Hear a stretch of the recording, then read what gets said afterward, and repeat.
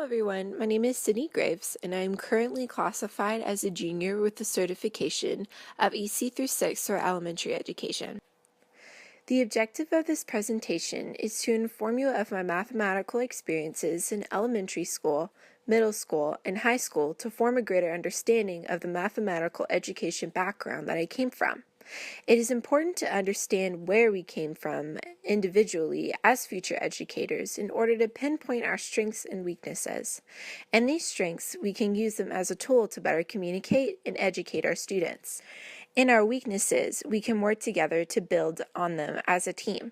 The best way I can describe my mathematical history is by picturing a tree firmly planted in the soil. The most important part of the tree is the roots. In order to have a strong and healthy tree, the roots need to be strong as well. This is how I would describe my elementary experience. There was one math teacher in particular that did everything she could to make sure that I understood important concepts before she moved on to the next topic. An example of how she taught three-dimensional shapes was by having the class build a three-dimensional shape of our own. And she did this by using toothpicks and gummies. It was super cheap, but it allowed us to apply a real-life application to it and to get a better perspective. And I think that this activity really helped me take the perspective of three-dimensional shapes from paper to real life in my hands, and I formed a greater understanding. And once we completed this task, I realized that math is everywhere.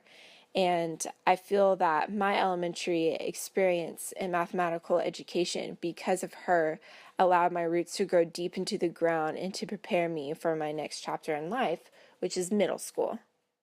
The next feature of the tree is the trunk.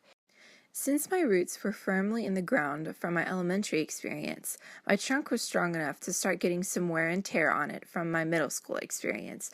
To be completely honest, my middle school experience was awful. My teachers just had the assumption that since everyone else must understand, then the students who don't are just lazy, which was not the case at all under my circumstances. This was really discouraging to me as a student and really shook my confidence.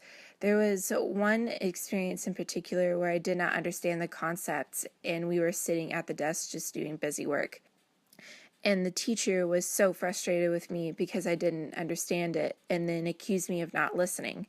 And unfortunately for her, she didn't know that I actually needed to learn with my hands and use different activities and accumulatives to understand the concept, which never took place in the classroom. We always did book work after just like looking at a PowerPoint the entire time. And luckily, I was blessed enough to have such a strong foundation that my tree kept standing tall after that experience.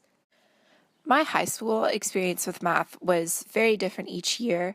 One year was great, and then another was very difficult.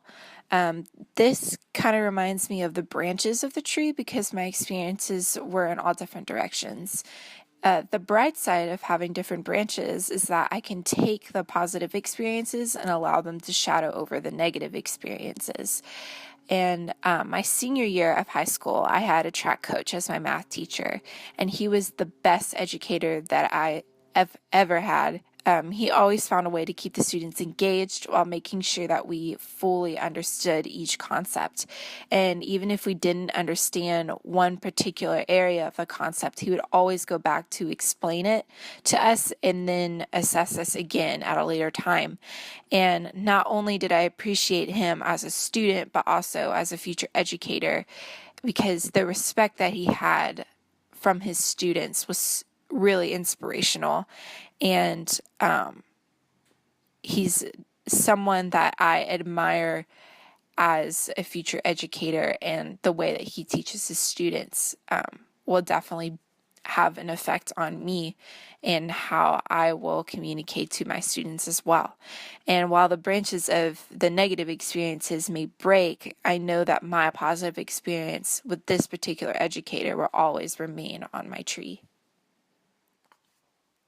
In conclusion, factoring in both positive and negative outcomes in mathematical history will have a better impact on how to educate students in the future.